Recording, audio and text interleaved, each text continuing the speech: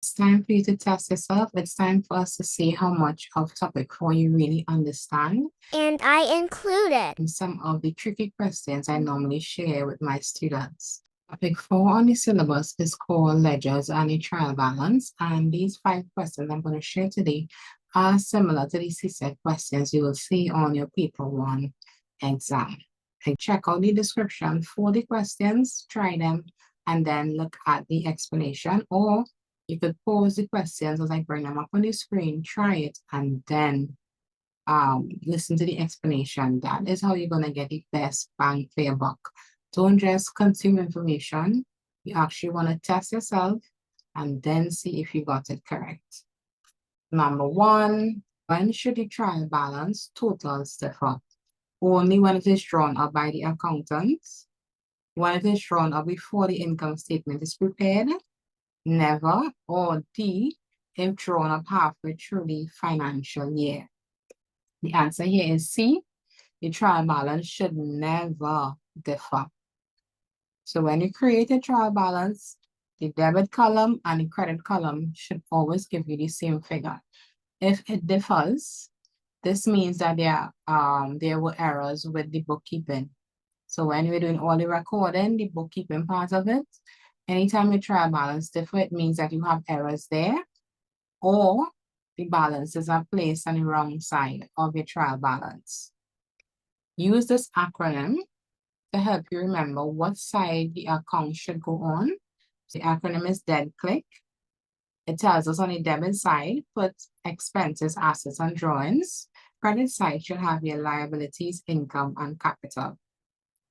Number 2, let's see if you can get this correct. This one is one of the trickier questions. On the 1st of December 2012, a business had a positive balance in its bank account of $500. During December, $2,300 was paid into the bank and $3,100 was withdrawn from the bank account. The bank balance carried down at the 31st of December 2012 was. So we have to figure out what is the bank balance at the 31st of December 2012. The answer here is E. Why did I choose E? Let me show you using T accounts, right? The T accounts is going to be a simplified version of the cash book with only the bank columns. So on the screen, you're going to see, if you can see where my cursor is moving, we have the balance brought in, a positive balance, they said, and a positive balance in the bank account represents a balance on the debit side. Then we have the receipts, the 2,300 receipts, and we also have the withdrawals. At present, on the debit side, we have 2,800. On the credit side, we have 3,100. If you think of this as a seesaw, presently our T account is unbalanced. The credit side is heavier than the debit side. So we now have to balance that by placing a figure on the debit side that is going to make it balance off. Because at the end of the day, we want to get 3,100 on the debit side, 3,100 on the credit side. Both sides must be equal at the end of the day. So how much do we put in there to make it even?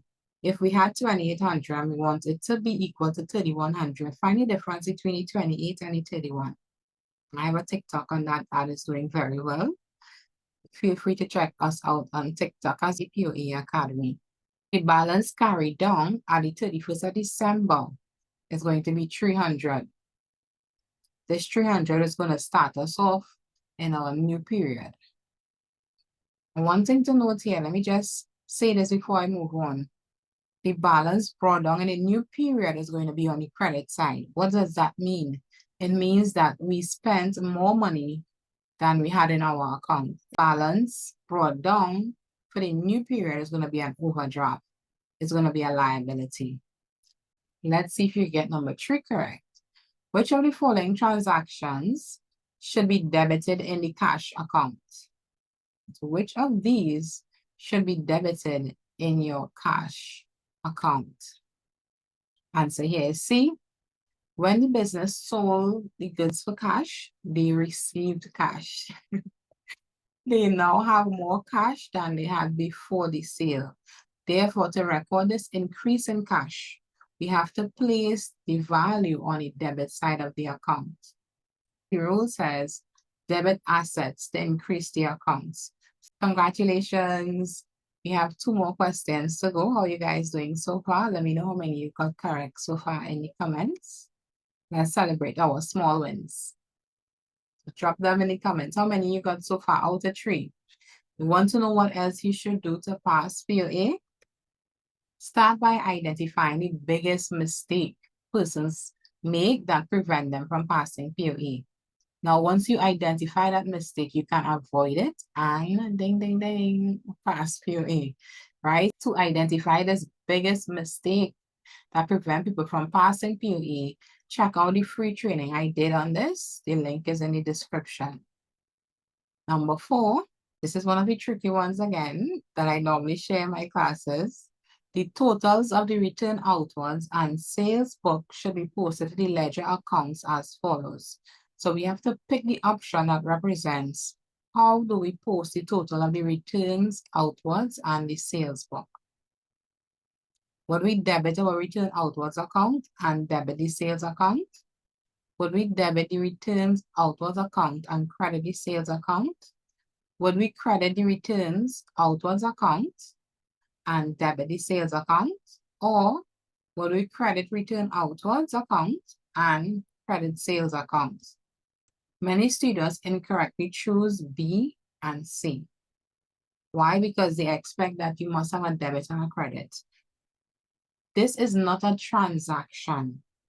If you were posting a transaction, you must have a debit and a credit, but this is not a transaction where we must have a debit and a credit. What we're doing here is posting the totals from 2 different books of original entry. Therefore, debit and credit is not compulsory. The answer here is D. Please ensure you know how to post the totals from the books of original entry. The return outwards total goes on the credit side of the return outwards account. And the sales book total also goes on the credit side of the sales account. If you're writing exams next year and you're struggling, you might feel like you're sinking in a sea of problems and things you don't know, like this one that we just looked at. I'm also willing to bet you're behind where you should be with completing the syllabus. You have difficulty understanding and remembering the POA formats, formulas, and the information you learn. And you're also running out of time and you don't know what is the best way to prepare for your exams. If that is you, and if passing POA is important to you, make sure you check out the free training in the description. Don't wait until it's too late to try and get the help you need to come back on track or understand and remember the information. There are shortcuts, there are hacks you just cannot teach yourself. Plus, you cannot answer your own questions.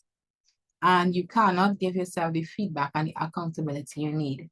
So it's best that you get the help that you need so you can, in fact, pass POA. So that you can, in fact, answer the questions like these. Number 5, a debit balance brought down in an account in a purchaser's ledger represents an overpayment to a supplier, by a customer, to a customer, or by a supplier. Well, firstly, the purchaser's ledger holds the records or accounts for suppliers. Therefore, the answer is either A or D. But which is it? Why the answer is not D? Normally, suppliers are not the one making payments. And if a supplier did make a payment or give a refund, this will be recorded on the credit side of the supplier's account to net off a previous debit balance. Also, a debit balance BD means a value of payments to the supplier on the debit side was greater than the amount owed to the supplier on the credit side. Therefore, the answer is A. A debit balance brought down in the purchaser's ledger represents an overpayment to a supplier. Congratulations, we just went through some of the tricky questions I go through with my students. If you want to make sure that you can answer all of these tricky questions, come join us at the POA Academy. WhatsApp 868-709-6136 to inquire about available space. Our classes are normally small, so it may or may not have space. By the time you see this, by the time you WhatsApp us, on WhatsApp us to find out if there are spaces available after you watch your free training. Let me know in the comments, was this helpful? Do you want more questions on this topic? What topic would you like to see some tricky questions on? And of course, subscribe, like, comment, and share. Share. By now, you guys know when you share, you're doing other POA students a big favor. Because when you share, the YouTube algorithm is going to show the video to more persons. They will say, oh, this is important. Let me show it to more persons. So thanks in advance for sharing and congrats on staying to the end of this video.